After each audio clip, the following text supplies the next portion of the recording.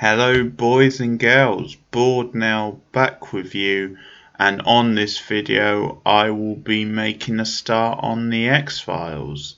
So this is going to be my review of Season 1, Episode 1, and it is simply called Pilot. So this is very exciting. This is, of course, voted by you the viewers, so thanks for getting involved. I gave you 4 potential options for a new kind of classic older type show for me to do, as I was expecting more time on my hand to do other stuff, other projects. And the X-Files won, and it won quite handsomely. In fact, just a few votes ahead of Lost. Lost is definitely a show I'll be doing at some point as well. Actually, quite an interesting contrast with X-Files, I think, in some ways. But yeah, you all went with, or the majority went with X-Files. And boy, this promises to be one hell of a ride, because in case you didn't know, the X-Files, all in all, there's 11 seasons of it, so it's a mammoth sort of property. That includes the recent revival where you had a couple of seasons, and the original show. So the first 9 seasons, when it aired originally, each season has around about 22 episodes, certainly over 20 each season. So I've got a lot of hours of X-Files to get through, and then there's also the 2 movies that were released. So yeah, a lot to get through, folks. Actually, I've never really seen the 2 movies. I've seen bits of the first one, I think, but I've certainly not seen all of it. So that's going to be interesting, looking at those and comparing them to the TV show and how they work out. Because certainly there's very mixed reviews I've heard of the movies. But yeah, I'm very excited to do this because the X-Files for me holds great nostalgia growing up. I guess I was just about the right age for it in some ways. I was when this originally aired, I was a teenage boy. I was 13, 14, something like that. This pilot episode goes all the way back to 1993, so man, time flies. But yeah, I was watching this back in the day on my TV late at night. It was pretty spooky back then. I have to say, rewatching it years later, it's some of the episodes sort of freaked me out even more, just because I guess as an adult you view things differently, and probably I've watched it now more and focused more, and some of the themes and some of the episodes and the kind of monsters of the week, if you like, kind of are even more disturbing once you understand the context of them and what's happening. But yeah, this was a massive cult sort of series back in the day, a real big hit. I think when you think of Sci-Fi or this kind of show on TV, normally you think of them having quite modest ratings and stuff, and maybe the critics would get behind them and it would kind of have a cult following, which this definitely did. But I think for a sci-fi show on TV, particularly at this time, the X-Files did have really good ratings. I think at its peak it got about 18 million viewers, which again, considering the genre and stuff, I think is really strong stuff. I'll have to check that actually. I don't want to get it wrong, but I think I did look that up at one point, and I think it did peak around 18 million or something like that. So really big hit. It obviously had a slow build in terms of getting the audience and the popularity, but what helped, of course, is that it is very low budget. At least the early seasons are. That's one thing that I sort of picked up, because most of the early seasons they actually film in Canada, which is something a lot of movies and TV do, because the look of Canada, I think it's very easy to kind of make it look like it is a place in the USA sort of thing, and the main reason is financial.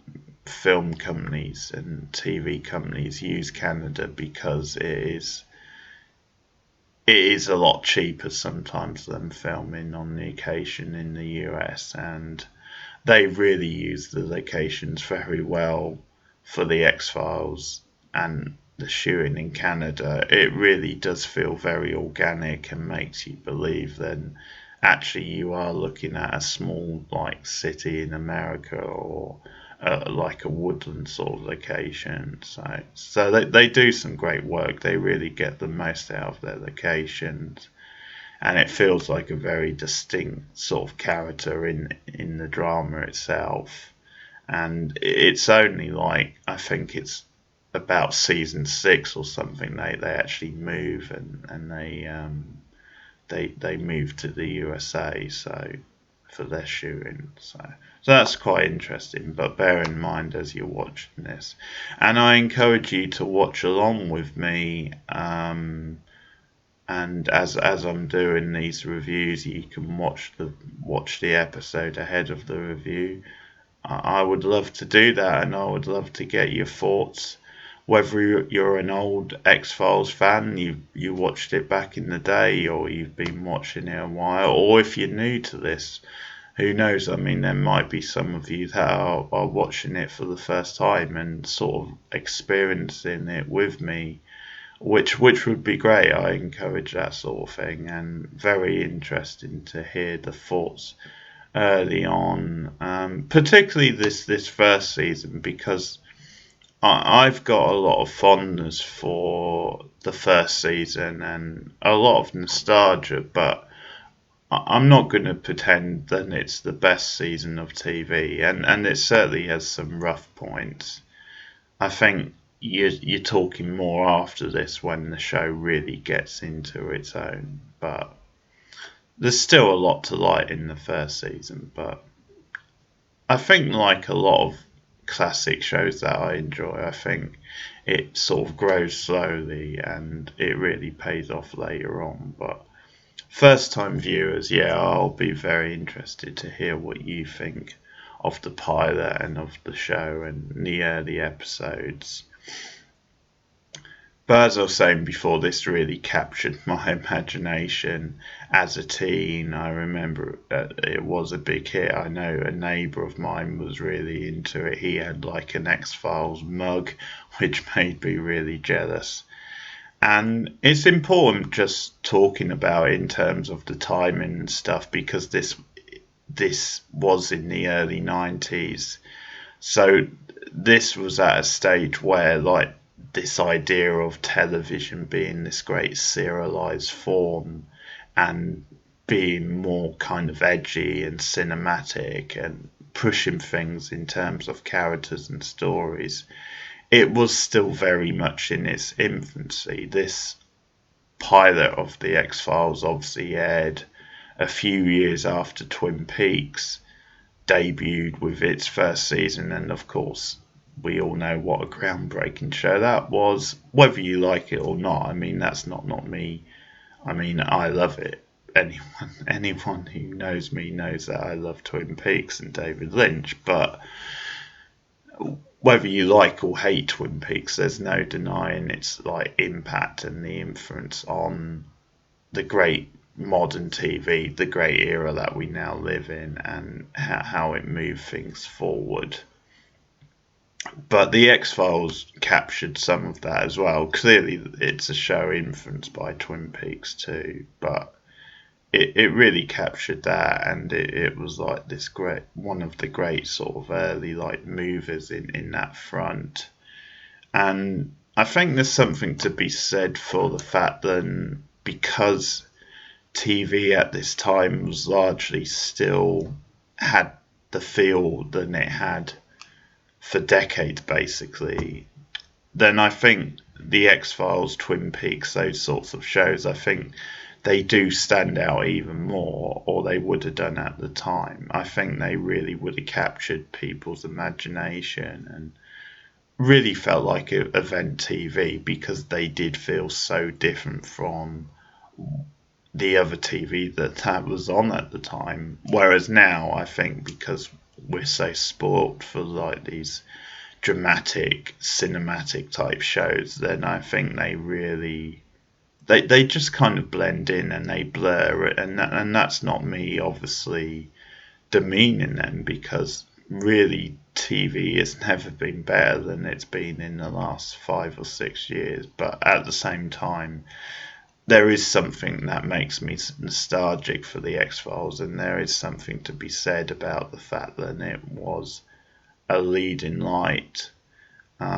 I mean, I'll talk about some of the look of it and the techniques, because actually some of it, I think, particularly for a modern audience, probably would be dated, especially in the early episodes. Again, it's worth remembering that they're getting an awful lot out of a small budget in the series in the early seasons anyway. And I think there's certainly some good direction. There's some great kind of directors and guest stars and things like that really up the quality. Some really great guest stars actually, which obviously I'll mention when I get to them.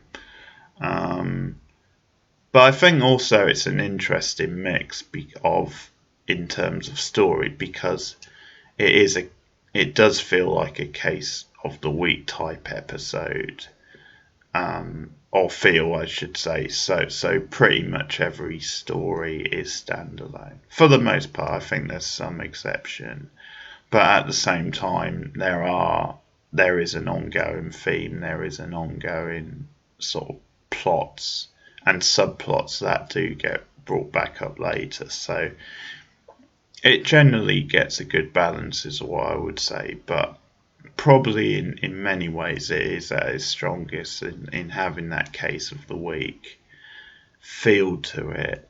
And I think that in itself, when it works, when it's done to perfection, I think that's good at bringing out the overall themes and the philosophy of the series and the conspiracy type theories. And before I really get started talking about it, I will also say then, for those of you who watch my Buffy the Vampire Slayer reviews, you'll know that I'm doing an ongoing list of the best episode, or ranking the episodes as I go along in order.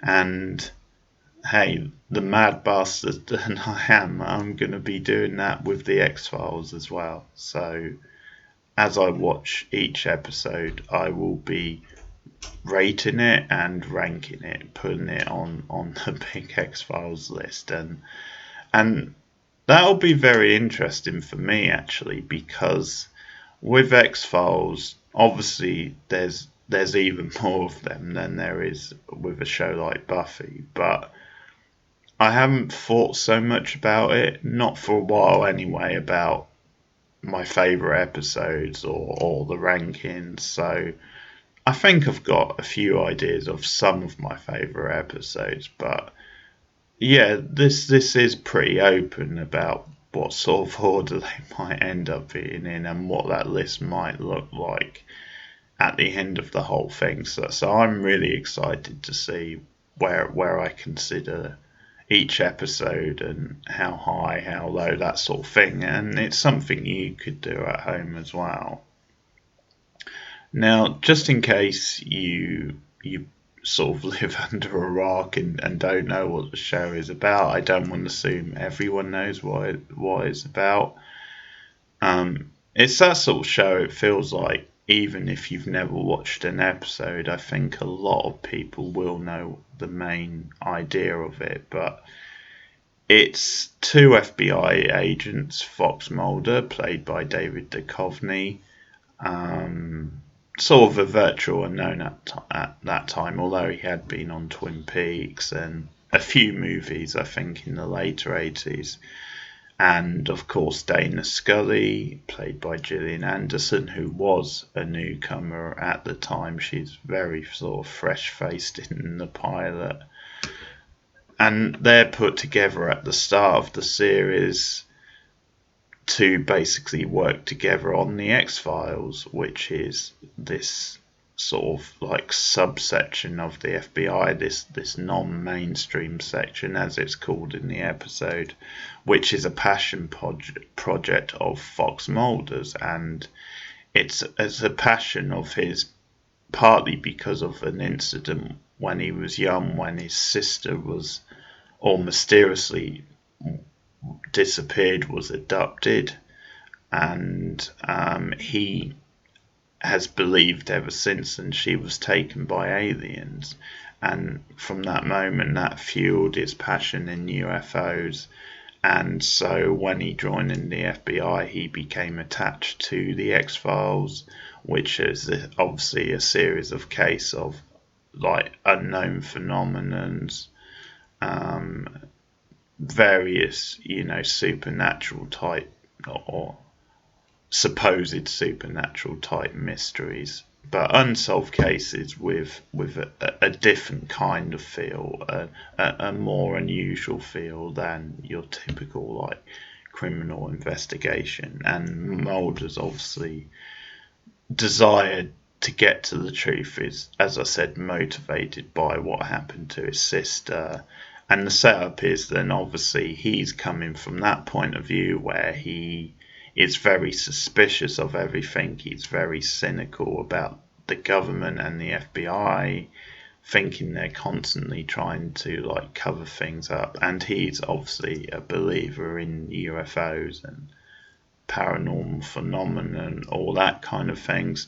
On the other hand, Scully comes from a medical background. She is a scientist, and she doesn't believe in that stuff, at least not at the start of the series. She is very much always looking at the logical scientific explanation, and they're put together by the higher up in the FBI, and they're saying basically, you're here to invalidate Mulder's claims and report back to me. But from the very early scenes, it's sort of suggested, at least there's a mood, and they're very kind of corporate, and they're maybe looking to kind of shut Mulder down or put a spanner in his work. So although they never really say this, it's at least suggested that they might be putting Scully on him to kind of debunk his sort of theories. And from there, obviously, a relationship forms between them, a close bond. And so the setup is that each week you get a case, and a lot of times, obviously, the case is wrapped up by the end, but quite often there will be some ambiguity about it. There will be some element of it that isn't like 100%, or some sort of shady element where it looks like there might be sort of a cover-up. And obviously one of the intriguing or the big meaty sides to the X-Files is the back and forth dialogue between Fox and Dana. Their sort of debates, kind of science versus Mulder's like conspiracy theory. Now, of course, that changes a bit over time, because really it's hard to like sustain the show if Scully, is a disbeliever all the time, sort of thing. Over time, she certainly to a point has to come around to Fox's thinking. So that is the setup. This first episode the script is by Chris Carter, who created the series. Should also say a notable name as a producer and who like wrote, directed a lot of episodes, is also Vince Gilligan, who fans will know now has gone on to have his own like hit show, and then, well, two hit shows really, but particularly Breaking Bad and also the spin-off Better Call Saul. So he's now a pretty big name, but he's another one that pops up on the X-Files writing, directing stuff. But Chris Carter writes this opening episode. Robert Mondu, I believe the name is, he directs the first one. And the plot's pretty basic because it's just sort of feels like that sort of setup episode where it's giving you like a taste of the early themes and what you can maybe expect from the show. So as with pretty much all the episodes, it opens with a sort of a tease where you get the case being set up, and we start off in like the Oregon woods, and we see this young girl going into the woods, and a bright light appearing, and she's then appears the next morning. She's dead. The local authorities find her bodies. There's also marks on her, which is going to play into the investigation later. And of course, Fox Mulder and Dana Scully, who we see kind of meet each other at the start of the episode or after the kind of like opening. They are put on the case. It's their first case together. And Mulder is immediately questioned. He thinks the young girl was an abductee, or there was an attempted abduction, and we find out then there's been a series of kids that have shown up at this site in the forest, and Fox basically believes that they were abducted and then sort of returned, and that the marks on their bodies are as a result of UFO and experience being adopted. And of course Dana is very scientific and logical and going against that. One of the ambiguities which opens up this idea of a conspiracy theory early on is you have a local doctor who arrives early in the episode. He's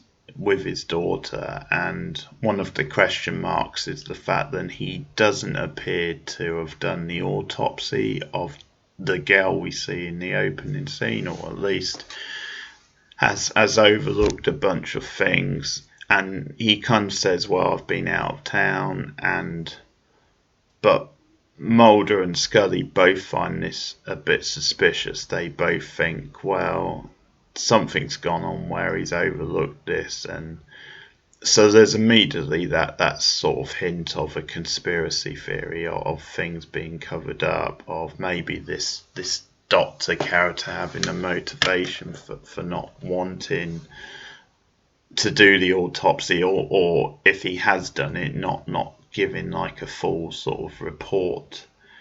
And there's a link later on where like the local sheriff, his kid is Billy Miles, who's this kid who it's revealed later has this connection, even though he's in hospital and he's had a coma.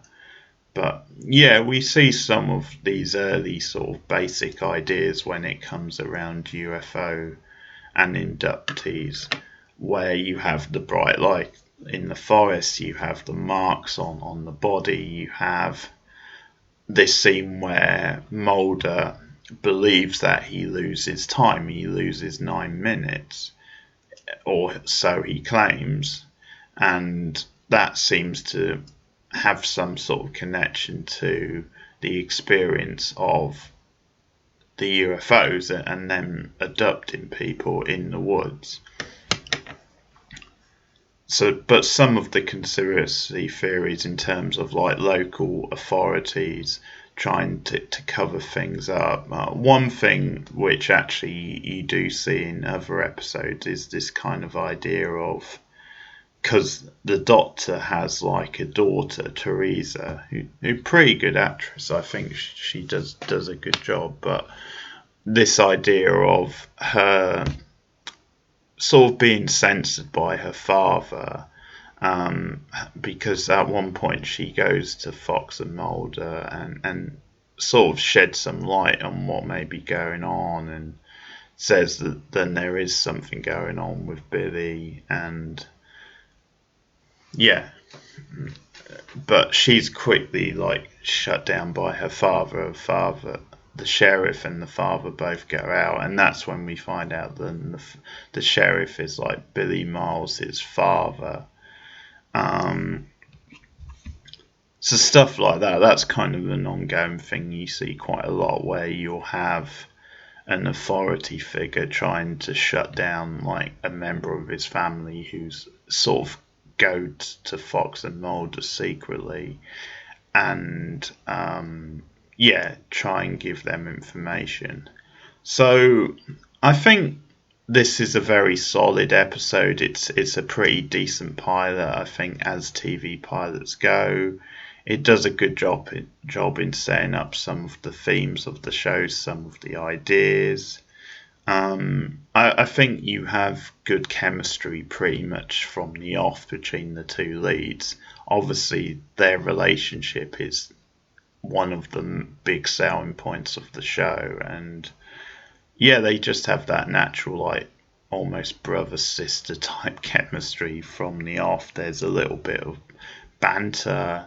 I think there's quickly a bond that's formed, because even though certainly Fox is cynical of Scully, he thinks she is like this kind of typical government type employee who, just because she does view everything from a scientific point, he immediately sort of dismisses her and assumes that she's here to shut him down and to make life as difficult as possible. But there is kind of this spark between them straight away. I think even though she has some doubts over him, I think she also is very intrigued. You see her smile a few times, and really some quite nice banter back and forth. But yeah, I do like the whole sort of thing. I like her when she mentions his nickname, Spooky Mulder. She almost gets a kick out of that. She's sort of fascinated by him, even though she's not 100% sure about this guy. And Mulder saying things like, "Well, I was under the impression you were sent to spy on me," and stuff like that. But I think what's really good, and I think what makes this first episode work is, and the first few episodes, is the fact that obviously to a certain extent you're on Mulder's side, because knowing the sort of show this is, then I think you're going to cotton on quite quickly then, yeah, UFOs do exist in this world, and there is, kind of suspicious things going on. So, but you have to invest in both characters. I think the Scully character has to be grounded. She has to be likable and someone you can root with. I think if she was just this awkward, scientist type figure who's constantly shutting Mulder down and not engaging with him in dialogue, then I think it wouldn't work half as well. So she makes it clear to Mulder very early on, then I'm in the same boat as you. I may be approaching it from a different angle, but I'm here to solve these cases just like you. I want to get to the truth. It's almost the one thing they share in common. At the start, it's just they're coming at it from very different angles. Because one touch I do like in this episode is that she offers some very logical explanations to why the Doctor overlooked such things. Like maybe it was like just a mistake when they filed the report, or maybe it's just sloppy work or something like. So she actually comes up with like possibilities that are reasonable. I mean, in your back of mind, you probably know that they're not true. You probably know that there is something shady going on, but at least she does offer credible reasons. It's not reasons that are kind of the sort of thing she might just come up with and excuses just to make Mulder look bad. It's not her style really. She's very genuine, and she does have a fascination with Mulder, as I said, even though she has her doubts, as he has her doubts. I think the performances are there. I think Anderson is a little bit more on point than Duchovny is. I think it takes Duchovny a bit longer to really get into Mulder. But as I said, they do have good chemistry, and she's very good. She's very natural. I mean, she was a virtually unknown at this point. She was only about 23 years old, something like that, and you can really tell she's very fresh-faced and youthful, and that really pays off. It sort of gives her that sort of organic type feel, that this sense of her being this sort of rookie, this sort of she has this air of curiosity about her, but at the same time, she's very mature for her age. She's really grounded and cerebral and really thoughtful as well. But it's sort of interesting, I think, the way they swap the sort of roles about, where in some ways she's the more detached, kind of colder one, whereas Fox, as the man, is actually the more emotional, emotive type one.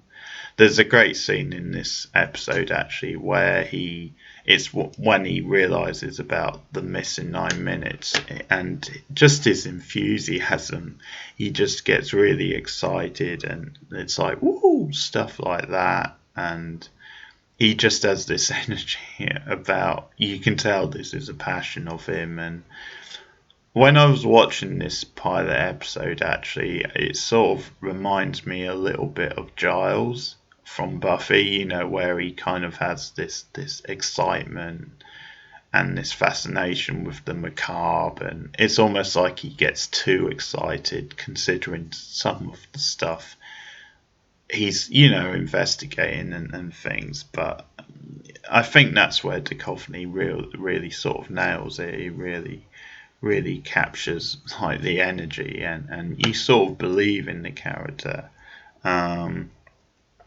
And again, speaking of the macabre, because at one point they like dig up a dead body, they find the body in the grave girl, and it's obviously not the body of the girl. And one of Scully's sort of less credible kind of explanations or theories is that it's like a dead chimpanzee or something, which is pretty funny. But yeah, that's not one you can really get behind. But yeah, in the next scene, like Mulder's like taking photographs, and this is, I think, one scene where Scully does get a bit weirded. It's like, can you keep that flash out of my face? But he's taking photos, and he's really getting excited. He just has this line that says, "Wow, it's amazing," and he's zooming in, and that's very almost sort of Giles like, but a bit more obviously youthful and excited than Giles would. Still kind of keep his composure, but Fox is like really losing it. But it's pretty funny. You see like his fascination in the macabre and this kind of like sort of unusual type stuff. And obviously what you sort of know Fox is for the deadpan delivery and the humour. He has some of the best dialogue in this show, probably the best, to be fair. Obviously the line that stands out in this episode is when he says to Scully early on, "That's why they put the I in FBI," which is just great. Just something about the line tickles me, and his deadpan delivery, but he has some great lines over the course of the show, so I will be pointing those out. And he's kind of just like this counterculture type rebel, Fox Mulder. I think that's the appeal of the character, and just his search for justice, his belief in getting to the bottom of things. But he's almost like this kind of rebel who's like overturning the system from within, or trying to. But he's very relatable too as an everyday sort of guy. You know, he's down here in his basement with his posters. He's got Playboy magazines and stuff. Very sort of relatable as well.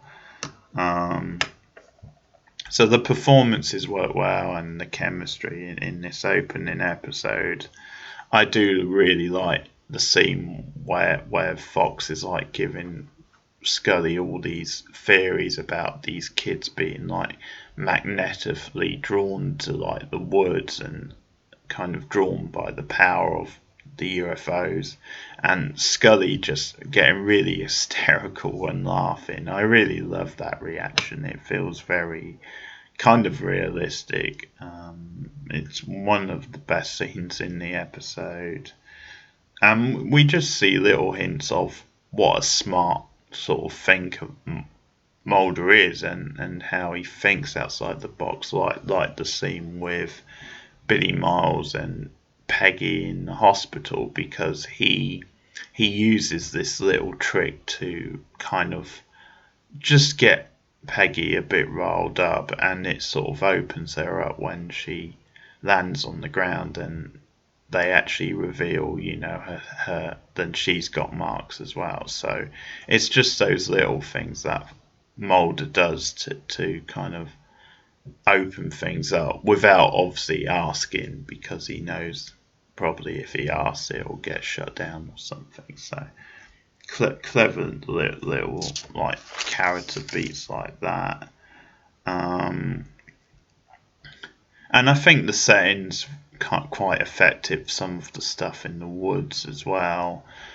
I think there are weak points. I think at times the budget restraints do tell. I think this episode is quite campy, quite cheesy, which some of the early episodes of the X-Files do sort of get. I think there's certainly some over-dramatic deliveries of certain lines, and just some scenes that just don't quite work. I think some of the stuff in the woods, although the atmosphere is quite effective, I think, you know, just some of the stuff with the kids maybe looks a bit hokey, a bit sort of cheesy. Also, it's worth saying, which I haven't mentioned yet, but everyone knows really the classic sort of Mark Snow X-Files theme tune, which is so iconic, so haunting. Of course, it probably takes its influence from things like the Twilight Zone theme or Doctor Who maybe, but that kind of early iconic sort of creepy like theme, it's got a very similar sound to those. But anyway, it's a great theme in its own right, and such a big part of the X-Files. You know, those opening credits, you would get like the tease of the case, and then into the main theme, and it's such a big part of it. Unfortunately, we don't have it for the first episode, and boy, do you notice the loss of it not being there. You like, it's a basic sort of opening, and then over the end credits you just get this really generic crappy sort of like mood type music just sort of tacked on. It's really not good, the music over the end credits, but luckily from the next episode, from episode 2, we get Mark Snow's classic theme, and as I said, a bit like the settings at times, the theme is like a character in itself, so it's unforgettable, and the X-Files just wouldn't be the same without it. It's a bit like a Bond theme that's almost like a grade in itself on the film. You know, if it's a bad theme, then the grade of the film overall goes down. If it's a good one, it sort of goes up. And you know, having that Mark Snow theme for the X-Files, it is such a big part of the series in itself. And that's a big thing about some of these great TV shows. Their themes do become like characters in themselves. Um, and this, as I said, this is a very sort of basic plot. It's just to introduce you to some of the ideas. There's quite an interesting scene with Mulder and Scully. Probably one of the highlights of the episode, actually, when they do open up to one another. There's because she comes to him because she feels something on her body, and it appears as though she's got like the same sort of marks because they've been out in the woods at the site. And or she thinks that. I think it turns out she doesn't, but she certainly thinks that at first. And she sort of has him examined, and it's quite interesting because for the first episode, this is a very intimate scene between the characters. You might say it's a bit rushed, but I guess they're just sort of establishing the trust that's already like developing between the two. But it becomes, the scene serves its purpose because it becomes this sort of character moment for them to, because up to this point they've sort of had this like distance from one another, but they really start opening up and trusting each other more. And it's when Fox basically tells Scully about his sister and her disappearance and why it made him have this, you know, this passion for UFOs and to get into the truth. And it's just a beautiful scene because Scully's just there listening, and even though I think you can tell she questions Mulder's belief in UFOs, and she obviously as a scientist is thinking, well, no, there's a rational explanation for what happened to your daughter. She's there for Fox. She listens to him. She's just there almost as a friend or someone who's interested in him. She's not, even though she has a different perspective, she's not going to use that to run him down. So it's a really intimate sort of scene between the two, and it's, as I said, it is one of the highlights because it does make Fox more relatable. It makes him more, I mean, not exactly relatable, but it does make him more vulnerable. And so it's important maybe then you have that sort of icebreaker between the two, and it does develop this trust between them. So it's a pretty big like scene in the episode. Another thing I sort of like is that as an early case, you do have this thing where it's not too much. There's suggestions, then there are cover up. Like at one point when they're called away to a scene, their like hotel or motel that they're staying is, there's a fire sort of thing, so they lose like case stuff in the fire, and Fox is immediately thinking, well, this is a cover up. But you know, later on they interview Billy Miles at the end, and obviously he's been in a coma supposedly for 4 years, and it's a lot of just going on his kind of hearsay, and there's not a lot of conclusive evidence of like UFOs besides that.